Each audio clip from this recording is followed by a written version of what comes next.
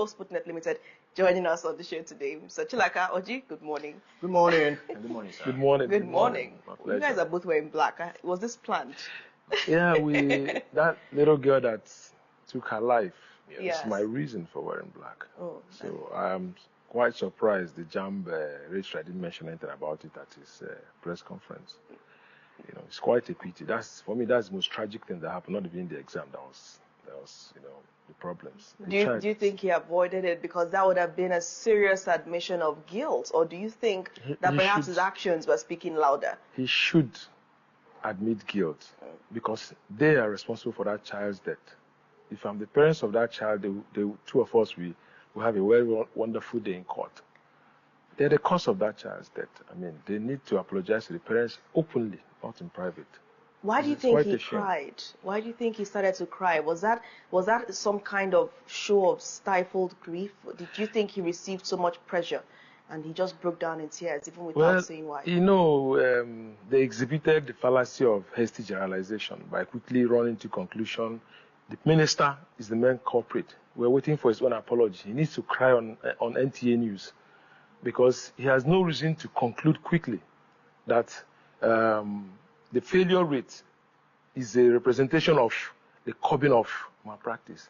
As a Minister of Education, it's his role to ensure that as much kids as possible pass that exam and do very well the right way. Not to quickly castigate Nigerian youths like they normally do them up there, the old men that should have retired. Keep pointing at the young people and accusing them. We should be encouraging the next generation. People of my age are even on our way out. You know, we should be encouraging them to be better people, to be stronger and believe more in the country. And you're putting them down all the time. Why NTA News, by the way, Mr. Chilaka? So that everybody will see him. Oh, so that means because the shameful thing he did, he's supposed to be the one worried the most about the failure rate. Right. He was first to point fingers at the kids who, if you go to schools, you see the standard of education they're giving to them. I mean, who's responsible for that? And you're blaming the kids. That's his responsibility. He owes all the Nigerian youth an apology. Let's see who the dailies are. Do you see a broken man or someone that is reading his script? If he was broke, he should have resigned. An honorable He's not broken. Yes. The most honorable thing for him to do is say, I'll redo these exams and I'm resigning. Meanwhile, we're waiting for the minister's apology to Nigerian youths for putting them down. The same Nigerian youths that are breaking records everywhere across the world. Nigerians are breaking records academically across the world. And you're here to tell the world that your youths are into malpractice. That's why they've been doing a little bit better than this in JAMB. That's what he said inductively. So, you know, the crime, like he said, didn't look, for me, organic. You know, it's drama. We're used to it. I think INEC chairman should consider coming to cry as well for Nigerians for the results he's been giving us for a while now, because we know they do not represent the vote we cast. There's so many scenarios. I want INEC's apology. I'm waiting for that one. I have one question, you know, because right now, I'm sure, I don't think that JAMB ever expected the kind of pressure that he received, because we're so quick to give themselves the pat on the back that, oh my God, the malpractice measures are working. And then Nigerians came heavy. I saw the last interview we had, making numbers yesterday was climbing so fast. Do you think that the JAMB registrar would have been in this position where the chair appeared too tight for him to sit in? Do you think he would have actually come clean if there was no pressure? If the world, if parents did not come out, if people like you did not come through to speak, do you think that he would have ever admitted to such an embarrassing mistake? There's no way he would have done that. He's already justified the failures. You're telling us that it's only 20-something% of Nigerian youths that are smart enough to pass JAMB. That's what they said inductively. And they were standing behind that result. If he said it is worrying, the result we have, you understand what I mean? It calls for concern to find a way to improve it. That's a genuine concerned leader. We have political office occupiers, you know, appearing to be leaders. They are not leaders, most of them. They don't know what leadership is. So the Minister of Education is, for me, is a shame what he said. He's the custodian of good performance in education. That is his main KPI. And he was busy ridiculing himself, thinking he's ridiculing the youth. I suspect you've forgiven the JAMB registrar because you continue to talk about the Minister of Education. It means that somehow, whatever it was that motivated him, he kind of, he kind of made you feel better, didn't he? I'll give him some credit. I mean, his confidence, his boldness to accept. He took accountability for what went wrong. He said he blames himself. That is positive. We must give him that credit. But he didn't complete the process. The next step was to resign. He's been there for some years, and unfortunately, he thought he was helping himself by not having a board. Okay? Now he has seen the exposure, because one person cannot think as good as 5, 6, 7 smart people. So he has exposed himself finally. I hope the next person that takes over that seat, whenever he chooses to leave or is asked to leave, will realize the need and the usefulness of the board, and insist in a case where there's no board that he wants a board to work with. Did you notice that he started to weep at the point, or let's say fight back tears more accurately, at the point where he said that he takes personal responsibility? It was so painful for him to admit personal responsibility. Does that show that there's something wrong with our system, where it's so difficult for those in authority to accept personal blame? The candidate must always be the one with the napkin wiping off tears. That point where he broke down, it was so hard for him to say it. The impunity that their appointers exhibit is rolling down, trickling down to the appointees. So they find it difficult. They have too much ego. That's why you see people like the Senate president saying some things you wonder why a Senate president should ever say that, or some other minister or leaders. They feel like they are kings. They don't realize they are just working for Nigerian people. Nigerian people are not working for you. You are working for us. You are our employee. But each time they feel like they are kings, we are their subjects. That's why he could say all those things. So that's why it pained him so much to put him so elevated self down. To Nigerian youth to apologize. But you see, like I always say, a good father will always find room in his heart and no pains in calling the little child who he has offended and say, my dear son, I'm sorry. He shouldn't make you cry. But he's not probably in that mindset. So he feels my so elevated, bloated ego, jam registrar is suddenly wrong or finally wrong. They're going to laugh at me. That's probably why. Just before you jump in, Oji, I have to ask Mr. Chilaka this question. How did you feel when that news surfaced? What was the emotion that you felt? Because you held such strong opinions during the last podcast. I'm so interested to know what your immediate reaction was as soon as that video dropped. Well, there's a feeling. I actually got it from a Channel TV correspondent. He forwarded it to me. So I felt some kind of relief for the kids. I'll tell you, the last time I was here, that morning I spoke to a professor whose son was so good that he's been winning awards, who was given 140-something in JAMB. And the professor was crying. This is an elderly man. Imagine a professor crying, He was so broken. He said his whole family, the whole weekend, they did not sleep. Everybody's troubled. So with such news, the minute I heard it, the first person I thought about was him. And then the other doctor that was here with us, and other parents that I've heard from. There's even a boy in a school here in Enugu that heard the dad had not spoken to him since that result came out. Some people are not as sensitive. Imagine a father not talking to the child.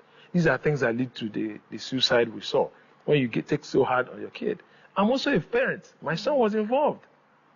I called him, I said, look at this result. He looked at it and smiled. I said, that is not possible. I said, you're right. It's not possible.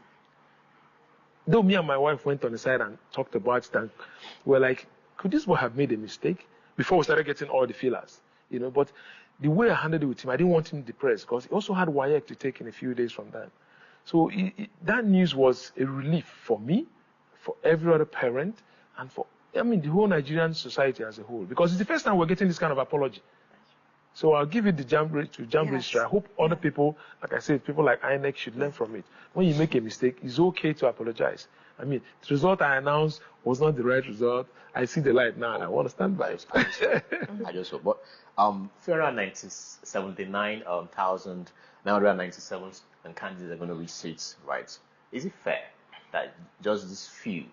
Why not overhaul the whole examination so all the students could actually participate? The challenge now is that the issue has been limited to Lagos and the Southeast. The server that was... Well, basically. So the server problem affected... And I really want to know who the service provider was. Some type of way. No, because if everything was fine, it's like saying that because 2 aircrafts have a problem, all aircrafts are going to fail. The difference. I saw something on the press release, the press review, where some kids are saying the whole jam should be retaken. Exactly. What of the kid who got 330? Does he want to retake the exam? I don't think so. So if we know where the problem is, let's apply it where it is. All I'm saying is, where they've seen the glitches, they should make sure every kid that's involved is captured, because it will be worse if you miss someone a second time. It will be more shame to them. I say it to them now, because they are reacting quickly. I heard the exam starts tomorrow. On Friday, I was like, so I hope they captured every kid. Yeah. I know that kids who also were not involved in this, who did not perform well, we want, just like the case of the Solomon story in the Bible, when the woman who doesn't own the child says she slices the child into two. So some kids who didn't do well, we want all the whole jam to be cancelled, so they get a chance to take another shot. But that's not what it is. It's not about making everybody happy. It's about doing the right thing here. So if they know where the issues happen, they should identify it properly. With someone like Osita Chidioka involved, I trust the IT, results that they will get to extract the kids who are involved and let them retake. It's okay. I mean, there's nothing wrong with that. They should make sure that every single person is captured, because there are people who normally score that 170. That's their ability. You're not gonna say they should come and take it again. So the problem has been localized to Lagos and the southeast states. So I mean, that's a start. I said this on screen that day. It looked like I was maybe being sectional when I said the southeast. It's clear now that some of us, the instincts can tell us what the truth is. I knew it was more, the complaints were more in the southeast, but nobody was bold to say it. It's good that the result is coming out. I think I'm glad they apologized. Shout out to Kamsi Yochukwu Namchi for being bold and actually calling this out. She actually said the petition against the body, right? You think that somehow, if we look way in, that this thing could actually be somebody just did it, and then the providers should not go scot-free, be sanctioned for this? Totally agree with you. They might have, because I heard algorithm here and there, they might have tried to apply some foul play or some algorithm, to tone down the southeast, and it has, backfired. It's backfired. Maybe what the extent of cutting they expected has overcut. So they have to be careful. Like I said, the Southeasterners are capitalists. Probably the noise was louder because Southeast is involved, because we know how to stand for ourselves. So we don't know what happens or what happened inside the JAM server. They've not given us any details, and it will be good to call out who that service provider is, so they don't assign him to go and conduct the next election. We have these IT, vendors here and there doing things. He should be blacklisted instantly if it's his fault. If it's not what they asked him to apply, that he applied wrongly. Maybe telling us the details will expose more, to what happened. Okay. So now let's just get some context around what Oloyede explained happened, the actual problem. He said that the problem originated from a service provider responsible for Lagos and Southeast zones, who failed to properly update delivery servers after a system patch. That was a problem. So the service providers failed to update the delivery servers after a system patch. So I think the service providers should be coming forward and really telling us what really happened, because the registrar right now should be the one responsible for checking all those things. That's why he's taking the fall. It's like if you're in charge of radio, so something goes wrong, they don't start calling those people, they call you.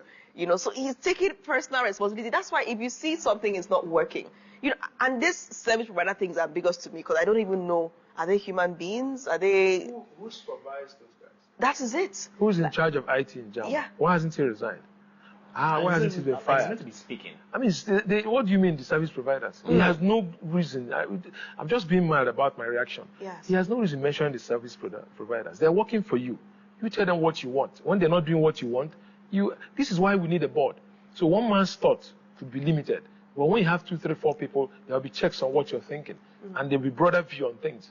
So who is in charge of IT? Where was he? Where is he? Who are his foot soldiers that's supposed to ensure those guys are doing... before you take in the technology into your system, you must have your in-house staff who's been trained in those areas, so they know when the right thing is being applied or when there's a short change in the service provision. And that's exactly what happened. Nobody probably knew what those guys were doing. They just believed and trusted the service provider. Or maybe sometimes when money has exchanged hands, people don't look at what they're supposed to look anymore. They don't see what they're supposed to see. Their eyes are shut. Okay, so now looking at a certain clash, this matter came up yesterday. I don't know if JAMB has resolved it. I hardly doubt, because this surfaced last night, that the exam slated for tomorrow, those candidates are going to retake the UTME. Apparently, the exam clashes with the WAEC. According to this timetable here, WAEC candidates who some of them may be affected by this system patch and glitch shortly after, have agricultural science practicals, they have alternative to practicals, they have other exams, building construction and the rest, holding on that Friday. So I'm wondering how JAMB is going to reconcile this, because WAEC calendar has already been set and followed. How are they taking that into consideration? What do you think that will be an inconvenience? It's a complete inconvenience, because these kids, I'm sure both JAMB and WAEC align properly so that JAMB happens before WAEC starts. Now, someone that is reading for alternative to practical in agric will have to go back and start doing physics in JAMB. It's a conflict for the kids. You understand what I mean? But it's possible for WAEC to schedule some of the exams. I didn't even know that WAEC is now gone on. No, it's paperless. I didn't know. I just found out yesterday. So it's not so difficult to move it to maybe one of the Saturdays in front. It's not difficult. So it's a possibility. I read in one of the papers where they said that JAMB said that their sister body, WAEC, has understood their plight and agreed to move, some of those exams. I hope they do move things properly and not cause more problem. Yes, more okay, we can move up a bit, right? Yes, I think we can move up there, but we're still going to come back to that later. This story is going to definitely continue, fresh angles. Well, let's still talk about something that affects us right here, directly and indirectly. This New Telegraph and alleged terrorism, court admits Gulak's death certificate as evidence in Kanu's trial. Okay, understand Gulak died in Imo State, was assassinated, and all fingers were pointing ESN, IPOB, which they denied that they're not involved, and some other people were like, this is politically motivated and all that, right? So now this case is going on, and they're all fingering and looking for ways to, make the judgment what it is, right? We all know. So what would you make of this evidence right now? Because the court admitted it, and definitely is going to be part of what is going to be Nnamdi Kanu's trial based on, right? What do you make out of these? They've been, I spoke about the continued trial of Nnamdi Kanu to be totally, unlawful. If we say the highest court in the land is Supreme Court, and they give an instruction, and the state itself is disobeying the instruction, how do you think all the citizens will obey the law? They've been looking for things to put on Nnamdi Kanu. It's obvious. I heard some IPOB person that was arrested, claim that it was Nnamdi Kanu that instructed them to kill this person, kill that person. I saw those things. I just laughed. It's obvious. Sometimes when they cook up these things, it's so easy to tell that it's a cook-up. So, we can't say, we can only guess because of the antecedents. You can train people and, So everybody's looking for what to put on Nnamdi Kanu. They're trying to justify the continued trial of Nnamdi Kanu. But I always tell people, karma is such a wonderful thing. We watch it play out.